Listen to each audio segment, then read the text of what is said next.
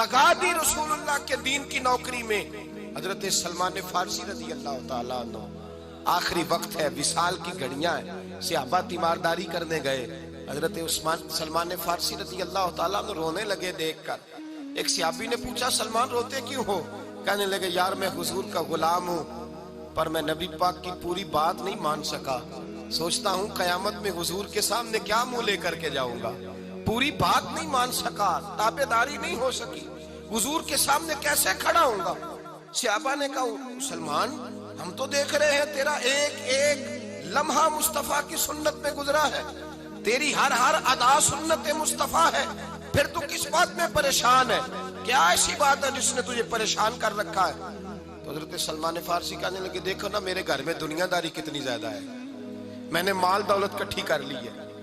صحابہ کہتے ہیں پلٹ کے دیکھا تو ایک ٹوٹی ہوئی چٹائی تھی، 2 پیالے تھے، 2 تکیے تھے، ایک پانی پینے کا مٹکا تھا۔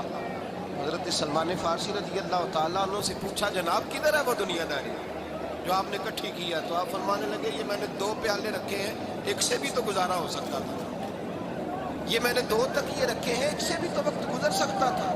مصطفیٰ کریم نے فرمایا تھا کن فی الدنیا کانک غریب و عابر السبیل، اس طرح وقت گزارنا جیسے مسافر اور راہگیر گزارتے ہیں۔ اتنی دنیا داری کٹھی کی ہے تو میں حضور کے سامنے کیا منہ لے کر کے جاؤں گا؟ بھائی جن لوگوں نے حضور سید عالم صلی اللہ علیہ وسلم کی غلامی کی وہ تو ڈرتے ہیں سامنے جانے، اور تو چھٹائی کے ساتھ کہتا ہے میری سفارش کریں گے، میری شفاعت کریں گے۔ مصطفیٰ کریم نے فرمایا ومن راغب عن سنتی فلیس منی، جس نے میری سنت سے منہ موڑا اس کا مجھ سے تعلق ہی نہیں، وہ ہم سے ہے ہی نہیں، اس کا رشتہ ہی نہیں۔ جب حضور کہہ رہے ہیں تعلق ہی نہیں تو کس کے دامن میں پناہ لے گا؟ جھوٹا تصور شفاعت کا نہ بنا۔ میرے اعلیٰ حضرت فرماتے ہیں پہلے مصطفیٰ کے نام پہ مر جا، مٹ جا، اور جب تم مر مٹ جائے تو پھر دل میں جذبہ پیدا کر کے میرے مصطفیٰ میری ضرور سفارش کریں گے، ضرور سفارش کریں گے، ضرور سی، اور جو قیامت میں جنت میں جائے گا وہ مصطفیٰ کے قدموں کی برکت سے جائے گا۔ لیکن ہمیں کوئی شفاعت والا کام بھی تو کرنا چاہیے، کوئی شفاعت والا کام بھی۔ درود شریف بولیے، درود پاک چھوڑیے ذرا تھوڑی دیر کے لیے ٹیک، درود پاک پڑھنا چاہیے، حضور کی سنت پر عمل، حضور کے دین کی نوکری کرنی چاہیے، کچھ کام بھی تو کرنے چاہیے نا، کچھ کرنا بھی تو چاہیے نا شفاعت کے لیے۔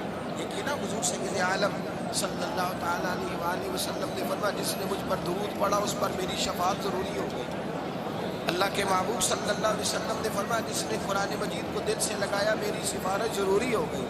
تو حضور نے جو طریقے سفارش کے بنائے ہیں ان طریقوں سے ہو کے آ، گھر میں بیٹھ کے دعویٰ نہ کر کہ بس میری سفارش ہو جائے گی۔ شفاعت کا جو اصل مفہوم ہے وہ یہ ہے کہ کوشش کر زندگی میں نوکری کرنے کی، پھر بھی کوتاہیاں ہو گئیں تو اللہ کے رسول دامن تھام کے جنت میں ساتھ لے جائیں گے۔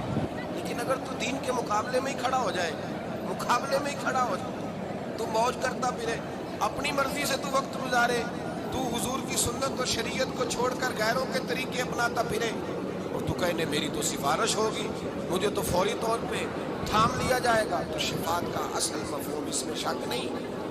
کبیرہ گناہ والے حضور کے جھنڈے کے نیچے ہوں گے، لیکن یہ نفس کا دھوکہ ہے کہ انسان عمل کی طرف بڑھے ہی نہ، عمل کی طرف جائے ہی نہ، طریقہ وہ کافر کا، یہودی اور عیسائی کا اپنائے اور کہے کہ نہیں مجھے تو جو ہے وہ میری شفاعت ہو جائے گا، تو یہ بھی بہانہ ہے، ہیلا ہے۔ ہمارے بزرگوں نے تو ہمیں یہ بتلایا ہے کہ جنت ملے گی صرف نبی پاک کے قدموں کی برکت سے۔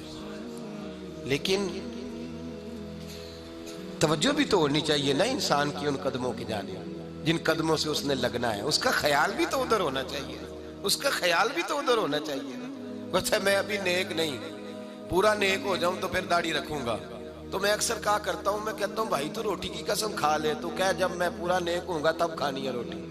اور جنہوں نے رکھ لیا وہ بھی موج والے، انہوں نے اپنی مرضی کی رکھی ہوئی ہے، کہتے چلو گزارا تو ہو ہی گیا ہے نا، لوگ دیکھ تو رہے ہیں نا کہ اب میں کلین شیو نہیں۔ جب داڑھی ہے ہی مٹھی، داڑھی ہے ہی مٹھی، شریعت اسلامیہ متفق ہے اس بات پر کہ محبوب کی داڑھی مبارک مٹھی بھرتی، قبضہ بھرتی، تو اپنی موج کرتا پھرتا ہے، اپنی مرضی کی رکھی ہوئی ہے، اپنے طریقے کے مطابق چلتا ہے۔ یہ کیسا انداز ہے، یہ کیسا انداز محبت ہے؟ جو رسول اللہ سے پیار کرنے والے تھے حضرت عبداللہ ابن عمر رضی اللہ تعالیٰ عنہ ایک جگہ سے گزرتے کہ گلی سے تو گردن جھکا کے گزرتے، گردن جھکا کے. لوگ کہنے لگے یہاں سے گردن جھکا کے کیوں گزرتے ہو؟ کہنے لگے یہاں ایک درخت ہوتا تھا، ٹہنیاں اس کی جھکی ہوئی تھی، نبی پاک گزرے تھے تو حضور نے گردن جھکائی تھی. تو صحابہ کہنے لگے اپنا درخت ہے نہ ٹہنیاں ہے، تو گردن کیوں جھکاتا ہے؟ فرمانے لگے مجھے حکمتوں سے غرض نہیں، مجھے تو اتنا پتا ہے کہ یہ میرے محمد کی ادا ہے، یہ میرے رسول اللہ کی ادا ہے. ہم نے نہ کبھی قطرے پہ غور کیا اور نہ دریا دیکھا، بس جہاں تیری جھلک دیکھی وہیں ڈوب گئے. بھائی تو ادا کی طرف دیکھ، تو ادا کی طرف دیکھ، تو بہانے تراشتا پھرتا ہے، ہیلے کرتا پھرتا ہے سنت کے مقابلے میں.